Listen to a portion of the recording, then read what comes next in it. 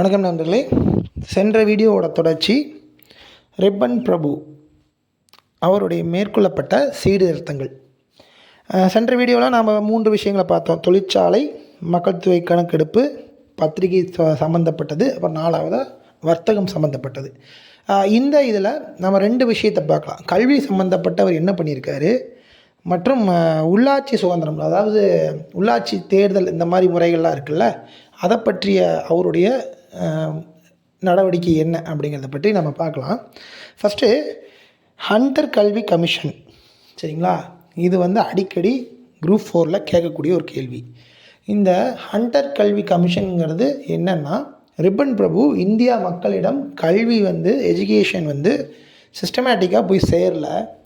அது சிஸ்டமேட்டிக்காக போய் சேர்றதுக்கு, அதாவது அவருடைய எஜுகேஷனை இம்ப்ரூவ் பண்ணுறதுக்கு என்னன்னு ஒரு ரெக்கமெண்டேஷன் கேட்குறதுக்காக உருவாக்கப்பட்டது தான் ஹண்டர் கமிஷன், சரிங்களா?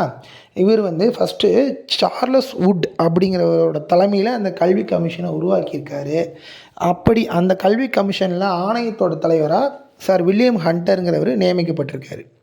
இந்த ஹண்டர் கமிஷன் முக்கியமாக எதற்கான பரிந்துரை கொடுத்துருக்கு அப்படின்னா, மெயினாக ப்ரைமரி அண்ட் செகண்டரி ஸ்கூல் பற்றிய ரெக்கமெண்டேஷன்ஸ் தான் இந்த ஹண்டர் கமிஷன் மெயினாக கொடுத்துருக்கு.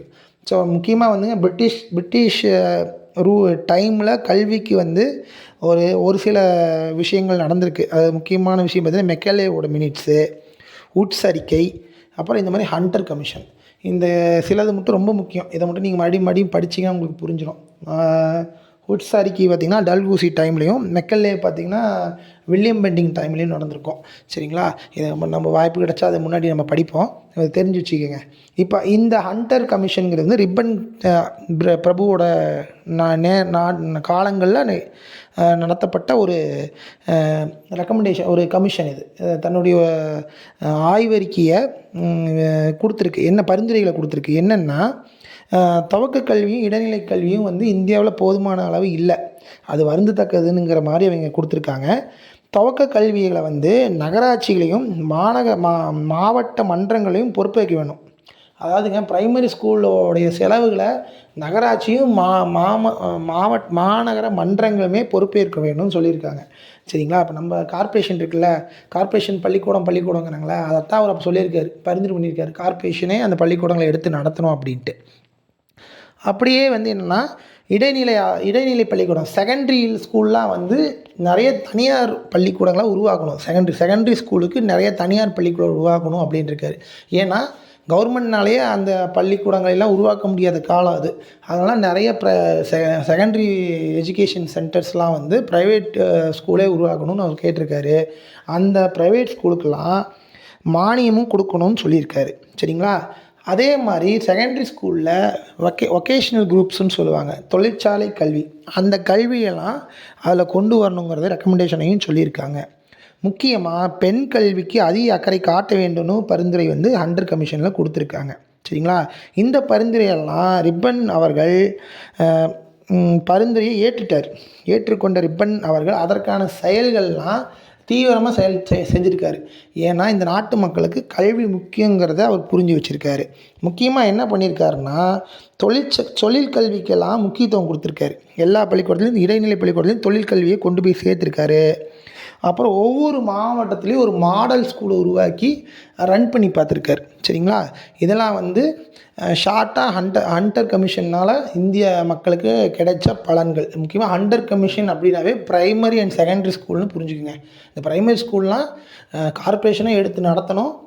செகண்டரி ஸ்கூலுக்கு இப்போ மேக்ஸிமம் தனியார் பள்ளிக்கூடங்கள்லாம் உருவாக்கணும். அது தனியார் பள்ளிக்கூடங்களுக்கு மானியம் கொடுக்கணும். பெண் கல்வி முன்னேற்றத்துக்கு முக்கியத்துவம் தரணும். தொழிற்கல்வி உருவாக்கணும். இந்த பாயிண்ட்லாம் ஹண்டர் கமிஷனால் தான் நடந்திருக்கு, சரிங்களா? இதில் ஹண்டர் கமிஷனுங்கிற கொஷின் குரூப் டூ ஏ இருக்கிற அந்த டிஸ்கிரிப்டிவில் கேட்பாங்க, டிஸ்கிரிப்டிவ் மெயின்ஸில் கேட்பாங்க, சரிங்களா? மெயின்ஸு, அப்புறம் அதே மாதிரி ஆப்ஜெக்டிவ்லேயும் கேட்பாங்க, ப்ரிலிமினரிஸ்லேயுமே. சரி, அடுத்தது முக்கியமாக என்னென்னா, ரிப்பனோட ஃபேமஸான தன்னாட்சி கொள்கை, அதாவது policy on local self government. இதுதான் ரிப்பனுடைய ஃபேமஸான ஒரு விஷயம். இது என்ன அப்படின்னா, அவர் 1882 resolution on local self government அப்படிங்கிற ஒரு விஷயத்தை அறிமுகப்படுத்தியிருக்காரு.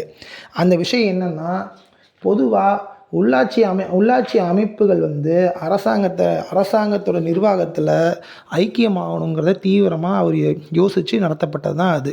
சரிங்களா? இந்த மக்களே தன்னாட்சி அரசாங்க கொள்கை அப்படிங்கிறதுல மக்கள் வந்து செயல்படணும். மக்களே வந்து இப்போ எப்படி உள்ளாட்சி தேர்தலில் எப்படி அந்த மன்றங்கள் இருக்குல்ல, அதே கான்செப்ட் தான். ஆனால் தேர்தல் நடக்காது. அந்த மாதிரி ஒரு நிர்வாகத்தை உருவாக்கணும். தேர்தல் நடக்காமல் மக்களே வந்து தன்னாட்சியாகவே ஒரு நிர்வாகத்தை உருவாக்கணும். அந்த நிர்வாகத்தை மூலியமாக மக்கள் அனைவருமே அரசியல் அனுபவம் பெற வேணுங்கிறது ரிப்பனோட எண்ணமாக இருந்துச்சு. சரிங்களா? இவர் இந்த விஷயத்தை பண்ணதுனால என்ன ஆச்சுன்னா, நமக்கு வந்து பின்னாடி வந்து எல்லா மக்களும் அரசியல் பற்றிய புரிதலும் அரசியல் அனுபவமும் கிடைக்க ஆரம்பிச்சிருச்சு. இது வந்து மறைமுகமாக சுதந்திரத்துக்கு தூண்டப்பட்ட மாதிரி பின்னாடி நடந்துருச்சு. ஸோ இதை நீங்கள் நல்லா புரிஞ்சுக்கங்க. தன்னாட்சி கொள்கை, பாலிசி ஆன் லோக்கல் செல்ஃப் கவர்மெண்ட்டுங்கிற இந்த விஷயத்தை ரிப்பன் அவர்கள் பின்னாடி சுதந்திரத்துக்கான விதையை விதைச்சிட்டாரு அப்படிங்கிறது தான் இதோட அர்த்தம். சரிங்களா? இந்த விஷயத்தை ரிப்பன் பண்ணங்காட்டி ரிப்பனுக்கு உள்ளாட்சியின் தந்தை அப்படின்னே பேருங்க.